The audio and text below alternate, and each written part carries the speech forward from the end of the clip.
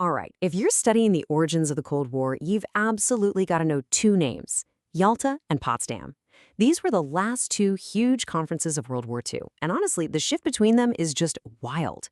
Today, we're going to break down exactly what changed in only 6 months to turn wartime allies into bitter rivals. This is your essential revision guide. Okay, so here's how we're going to tackle this. First, we'll set the scene and look at the massive changes that happened between the two meetings. Then, we'll dive into the three big disagreements. What should we do with the defeated Germany? Who gets to control the future of Europe? And how did one terrifying secret change, well, everything? Finally, we'll wrap it all up and see how that alliance crumbled into adversity.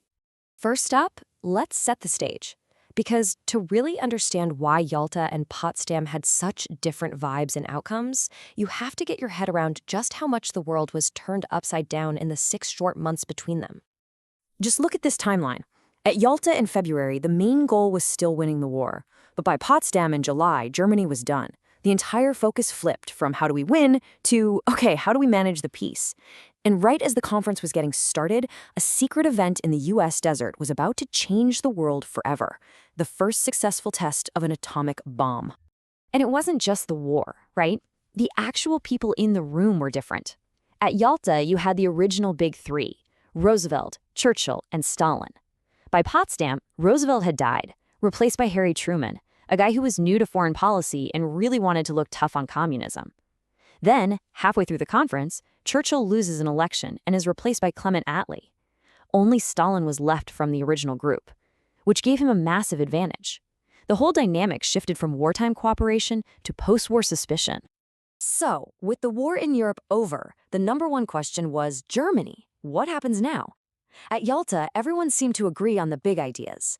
But at Potsdam, they learned that agreeing on principles is a whole lot easier than agreeing on how to actually do them.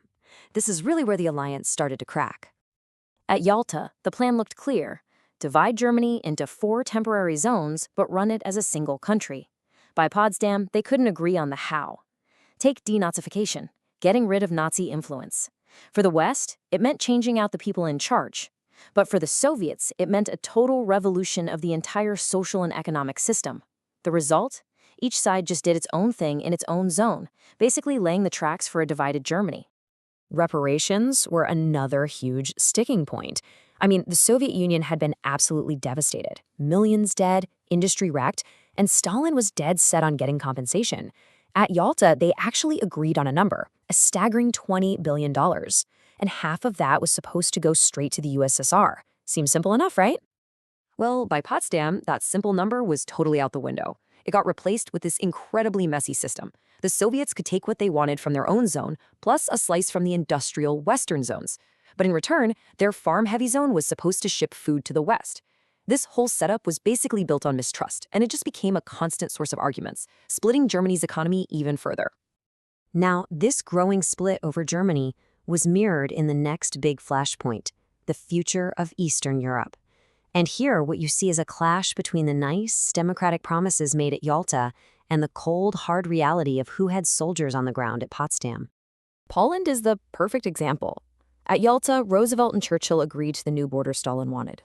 In exchange, they got a firm promise of free and democratic elections.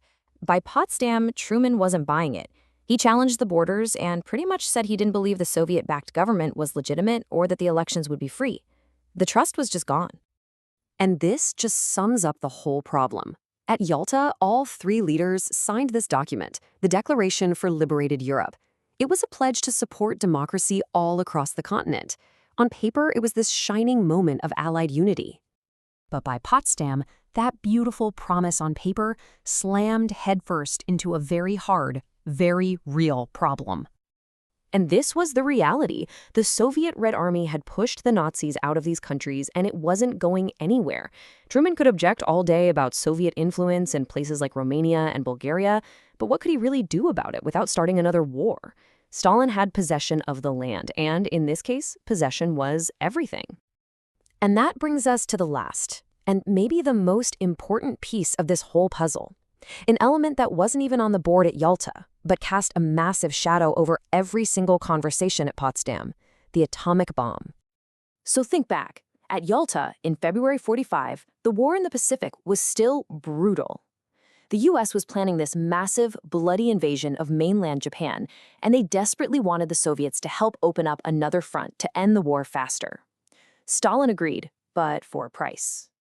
Yet just 6 months later, at Potsdam, the Americans suddenly went quiet.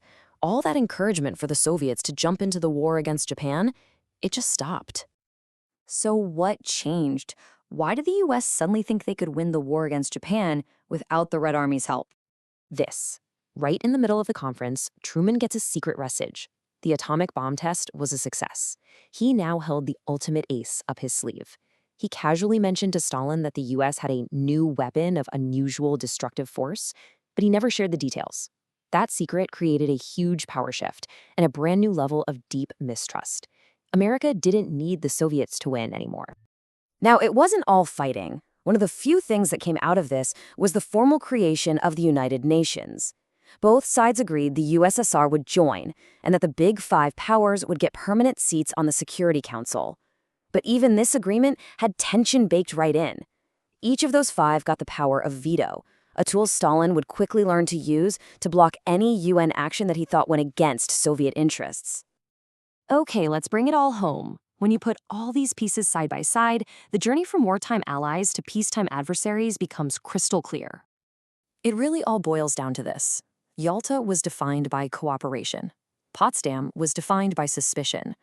You see the shift from Roosevelt's diplomacy to Truman's confrontation. You see Germany go from being the common enemy to being a divided prize.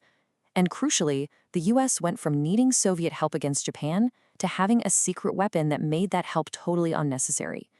The bomb went from a theory to a terrifying reality. So the bottom line is this. The alliance, which had somehow held together through the absolute worst of the war, was fundamentally fractured by the pressures of making peace. What looked pretty solid in February was completely broken by July. And that leaves us with the big question for any student of this period. Yalta definitely showed the cracks in the relationship. But was it here, at Potsdam, in the middle of all the arguments over Germany, the broken promises in Europe, and the secret of the atomic bomb? Was this where the Cold War was truly born? That's something to think about.